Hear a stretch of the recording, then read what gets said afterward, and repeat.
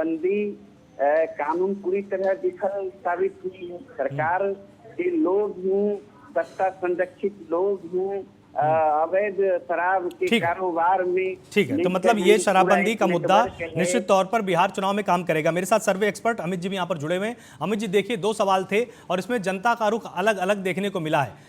एक तरफ भारत सरकार ने जो कार्रवाई की थी उससे काफी ज्यादा जनता खुश नजर आई, लेकिन शराबबंदी की कानून की कठोरता को लेकर जनता नाराज है कि भाई कानून तो बना दिया है लेकिन ये लागू नहीं हो पा रहा है।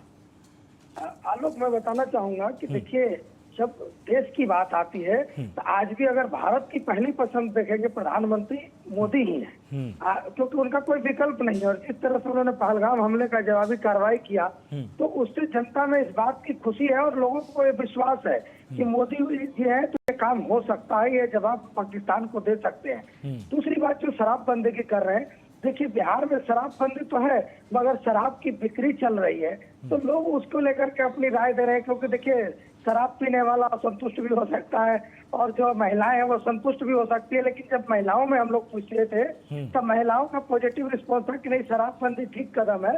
लेकिन जब और लोगों से पूछते हैं तो वो कहते हैं कि नहीं, शराब बंद करके ठीक नहीं हुआ, क्योंकि लोगों को ब्लैक में खरीद के पीनी पड़ रही है तो उनके लिए ठीक नहीं हुआ। और यदि महिलाओं को लगता है कि नहीं, उनके फैमिली में डिस्टरबेंस कम हुआ है तो उनको लगता है कि ठीक हुआ। तो अपनी अपनी राय है, इसलिए शराबबंदी आने वाले चुनाव में एक बड़ा मुद्दा होगा ऐसा लगता है। बिल्कुल। अब हम अगले सवाल की तरफ रुख करते हैं, जहां पर केंद्र सरकार की जातिगत जनगणना को लेकर जब हमने जनता से सवाल पूछा तो आखिर पूर्णिया प्रमंडल में जनता की क्या राय थी, वो अब एक बार दर्शकों को यहां पर दिखाते हैं, क्योंकि ये भी बहुत जरूरी सवाल था। जाति जनगणना को लेकर लगातार तमाम पार्टियों ने काफी हल्ला किया और बिहार से इसकी आवाज मुख्य तौर पर उठाई गई थी। तो केंद्र सरकार की जातिगत जनगणना कराने की घोषणा का बिहार चुनाव में क्या असर होगा? जिला पूर्णिया, 7 विधानसभा सीटें, यहां पर 700 लोगों से हमने पूछा था। एनडीए को फायदा होगा, 30% लोगों ने कहा हाँ, लेकिन महागठबंधन को फायदा भी होगा, इस पर 36% लोगों ने हाँ ही बोला है। मतलब महागठबंधन को बढ़त यहां पर मिलती हुई नजर आई। चुनाव में कोई असर नहीं होगा, ऐसा 29% लोगों ने कहा है और 5% ऐसे लोग थे जिन्होंने कहा कि भाई हमें इसके बारे में नहीं पता है। वहीं जब अररिया जिले में हमारी टीम पहुंची तो 6 विधानसभा सीटें थी, सैंपल साइज हमारा 560 का रहा। एनडीए को फायदे के लिए 27% लोगों ने यहां पर हां भरी है, लेकिन महागठबंधन को फायदा होगा, इसमें 26% लोगों ने कहा कि हां फायदा हो सकता है।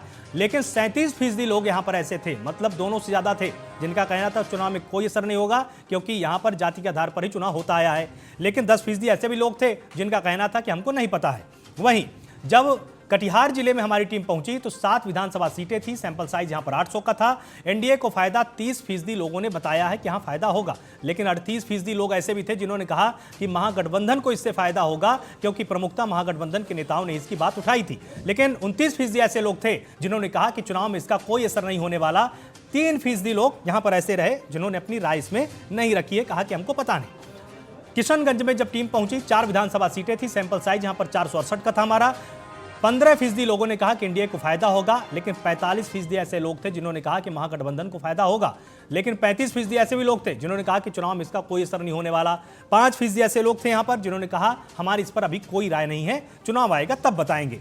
अगर हम पूरे प्रमंडल की बात करें, 24 विधानसभा सीटें हो जाती हैं, सैंपल साइज 2528 का था हमारा। एनडीए को 25.5% लोगों ने कहा है फायदा हो सकता है, लेकिन 36.25% लोग ऐसे थे जिन्होंने कहा कि महागठबंधन को सीधा फायदा मिलेगा। लेकिन 32% लोग ऐसे भी हैं जिन्होंने कहा है कि चुनाव में कोई असर नहीं होगा, मतलब इनका वोट कहीं भी शिफ्ट हो सकता है। और 5.75% ऐसे लोग थे जिन्होंने अब तक अपनी कोई राय नहीं बनाई है। तमाम मेहमान यहां पर मेरे साथ हैं। तारिक जी, आपसे यहां पर जानना चाहेंगे सबसे पहले, क्योंकि जनसुराज ने भी काफी बार जातिगत जनगणना को लेकर अपनी आवाज मुखर की थी। क्या कहना है आपका, चुनाव में इसका असर होगा या नहीं होगा? जातिगत जनगणना पर हमारी पार्टी का बहुत ही क्लियर स्टैंड है कि हम लोग हर उस तरह के डेटा पर आंकड़ों का हम लोग समर्थन करते हैं जिससे समाज को फायदा हो। तो इसलिए हम लोग जाति जनगणना के एकदम समर्थक है, जनगणना होनी चाहिए। लेकिन सवाल यह है कि क्या उसका कंक्रीट प्लान कोई है। अगर कोई व्यक्ति अगर घर बनाने जा रहा है या कोई बिजनेस शुरू करने जा रहा है या कोई भी परियोजना शुरू करने जा रहा है तो उसका पूरा कंक्रीट प्लान होता है। तो अगर जातिगत जनगणना अगर ये लोग करा रहे हैं तो क्या उसका कोई कंक्रीट प्लान है? क्योंकि पहले की चीजों को हम लोग देख रहे हैं, जिस तरीके से पिछली बार नीतीश जी और तेजस्वी जी जब एक साथ थे तो इन लोगों ने जातिगत सर्वे कराया, तो उसके आधार पर इन लोगों ने घोषणा किया था कि जो उसमें जो आइडेंटिफाई किए गए थे, हम गरीब लोगों को जमीन देंगे, गरीब लोगों को हम पैसा देंगे, अभी तक उस पर अमल नहीं हुआ। इसलिए जनगणना ये लोग करा ले, लेकिन अमल उस पर होने नहीं जा रहा क्योंकि इनके पास एक कंक्रीट प्लान नहीं है।